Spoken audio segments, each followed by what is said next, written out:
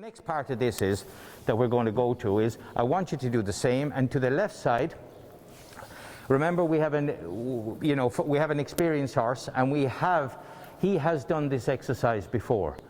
When you start, we'd normally start with one pole there now and then build to that pole, but we are able to, like they say with the cooking, we have already had the cake in the oven a little bit, and the cake is somewhat baked. So we're going to go ahead and continue with the exercise in the order we would do it. But if I was starting it, I would only start with one pole there, and then I'd build a second pole, and then I'd build this. Yeah? So for that, progression is important. So what I want you to do now is the same, the extras coming down here, the 3 which the first time might ride a little bit coming, 3 around the turn, and then I want the extra here which is a 5, the extra here which is a 4. Okay.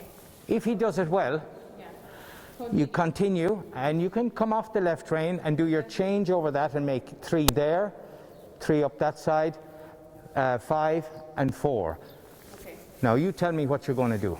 I'm going to do everything. I'm going to do 1 extra, 1 extra, normal, which is 3 and 3, 1 extra, which is 5, 1 extra, which is 4. Yeah. Then I'm going to go ahead, continue with the middle line, 1 extra, 1 extra, then turn to the right, normal strides 3, normal strides 3, and then 1 extra and 1 extra and finish. What could the change of lead over that last pole do to the length of stride? It may damage the distance. So In what way?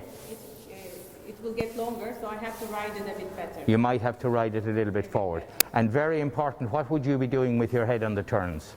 Always looking up to the next fence. And what part of that pole on the turn should I look to? Inside. The inside, yeah. The reason we look to the inside is that if you look to the outside of the pole, the horse will follow your eye and you will be drifting to the outside. Yeah. Okay, all right. Okay, off you go. Take your time now and make your plan, yeah? Make a circle first up there, that you have a good rhythm, that you have him up in front of you, that you have contact to the mouth, and then go through the plan nice and straight.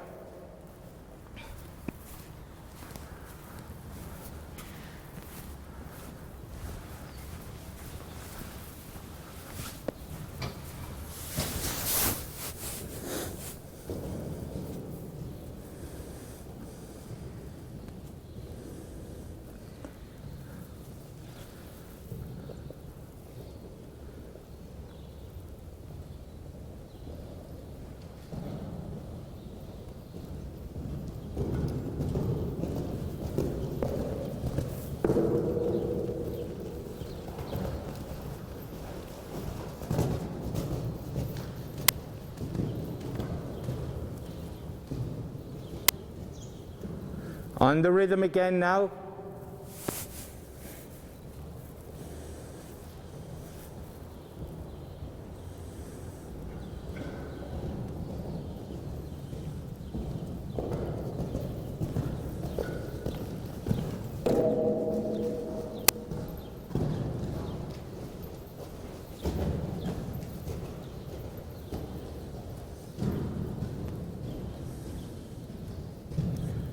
And correctly back to the trot and to the walk.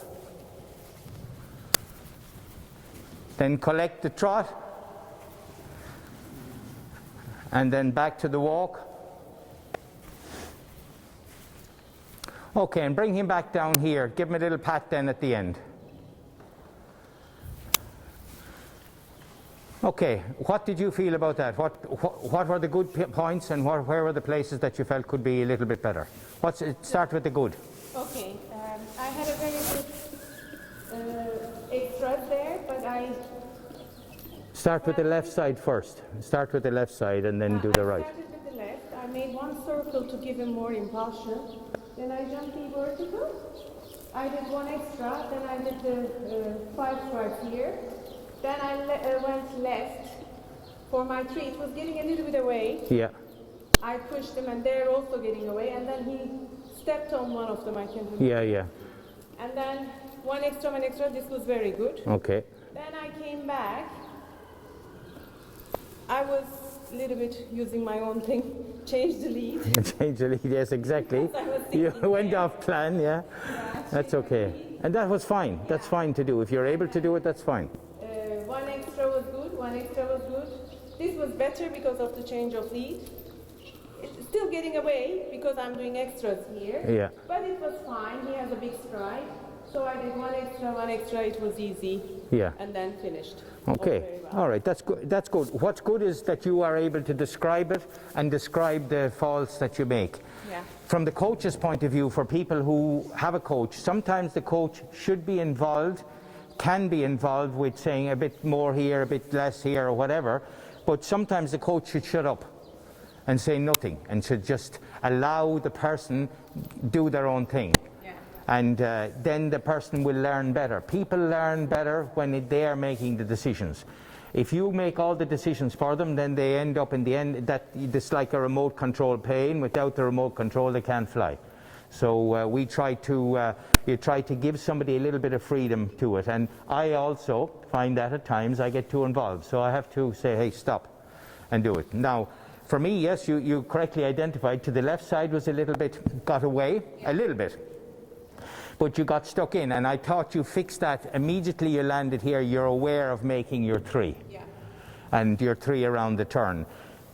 The purpose of it, what you've got to identify for yourself is, do you feel comfortable finding that distance around the turn? Yeah. Can you see the distance early? Yeah. Is the horse relaxed? Is his balance in the middle around the turn? Yeah, or falling in? Are you leaning to one side or not? Is your outside leg behind? Those are the things that you have to keep monitoring, okay? So, that's enough with the debrief on that. So we'll go ahead now and we'll go to the evens, yeah? So now you'll open the stride a little bit down around here. Then you'll do 3 to 4, same, left first time and right second time. And then on the everywhere now will be even, yeah? The reason we're doing this is to encourage the eye to see the forward stride, okay? Make your plan before you go. As you're cantering there, make a plan. Go through the plan. Looking always where you go.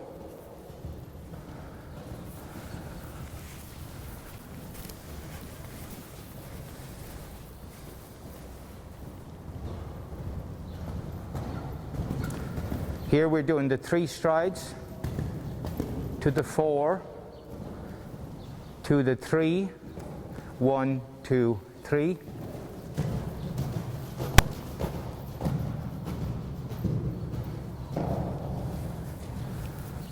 And now she's going to come back and do the same to the right side, and I should move and maybe have a look at her from a different angle as she does it.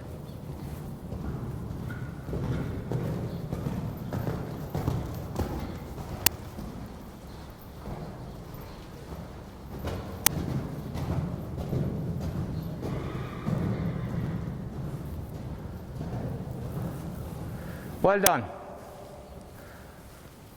Same again, bring it back correctly. You're not finished till you're back at the walk. And now collect the trot. And now walk. Okay.